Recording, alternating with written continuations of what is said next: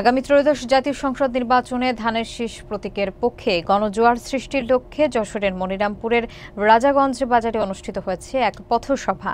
এতে বক্তব্য রাখেন সংসদীয় আসন ৮৯ যশোর ৫ মনিরামপুরের ধানের শীষ প্রতীকের মনোনয়ন প্রত্যাশী বিএনপির সভাপতি অ্যাডভোকেট শহীদ মোহাম্মদ ইকবাল হোসেন। বিস্তারিত দেখুন মোহাম্মদ শাওন হোসেনের প্রতিবেদনে। আগামী ত্রয়োদশ জাতীয় সংসদ নির্বাচনে ধানের শীষ প্রতীকের পক্ষে গণজোয়ার সৃষ্টি করার লক্ষ্যে মনোনয়ন প্রত্যাশী অ্যাডভোকেট শহীদ মোহাম্মদ ইকবাল হোসেন এই পথসভার আয়োজন করেছিলেন।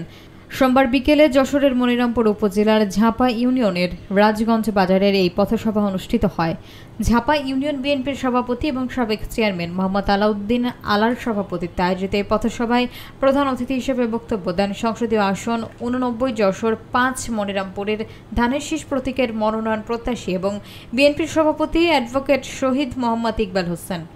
এছাড়াও পৌর বিএনপির সিনিয়র সহসভাপতি খায়রুল ইসলাম, সাধারণ সম্পাদক আব্দুল হাই, উপজেলা বিএনপির সহসভাপতি অ্যাডভোকেট মকবুল ইসলাম, সহসভাপতি গাজী আব্দুস সাত্তার, সহ সাধারণ সম্পাদক নাজমুল হক লিটন, সাংগঠনিক সম্পাদক খান সুফিয়ার রহমান এবং পৌর বিএনপির সাংগঠনিক সম্পাদক জুলফিকার আলী ভুট্টো সহ বিভিন্ন ইউনিয়নের নেতা, ছাত্রদল, যুবদল ও বিএনপির বিভিন্ন অঙ্গ সংগঠনের নেতাকর্মীরা এতে বক্তব্য রেখেছিলেন। এ সময় নেতারা তাদের বক্তব্যে উল্লেখ করেন, তারা বিগত সময়ে দেখেছেন মনিরামপুরে বিএনপিকে বঞ্চিত করে শরিক দলকে ধানের শীষ প্রতীক দেওয়া হয়েছে এবং এবার তারা আর তা দেখতে চান না। তারা বলেন তারা অবশ্যই ধানের শীষের পক্ষেই কাজ করবেন, তবে সেই প্রার্থীকে অবশ্যই বিএনপির ভেতরে থেকে হতে হবে।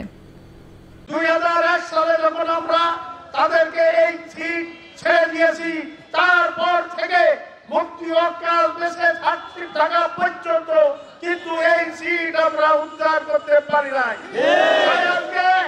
আমি আপনাদেরকে বলবো, আজকে যখন যশোরের 6টা আসনের 5টি আসন ঘোষিত হয়েছে, 1টি আসন হোল্ড করে রাখা হয়েছে, জানতে পেরেছি আমরা মুক্তি অকালের ছেড়ে মুক্তি রশিদ বিন অকাল নাকি এই আসনটা দাবি করে বসে আছে।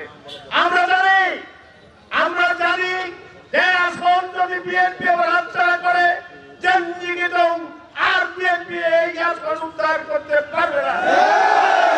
আমরা রক্ত দিয়েছি, আমরা 12টি প্রাণ দিয়েছি, আমরা হাজার হাজার মিথ্যা মামলার আসামিকে বারবার কারাবরণ করেছি। আমার গাড়ি ভেঙেছে, বাড়ি ভেঙেছে, কয়েকবার আহত করেছে আমার ভাইদেরকে। এখনো অনেক ভাইদের পায়ে রড পড়া, হাতে রড পড়া। আমরা এই আসন ছেড়ে দিতে পারি না।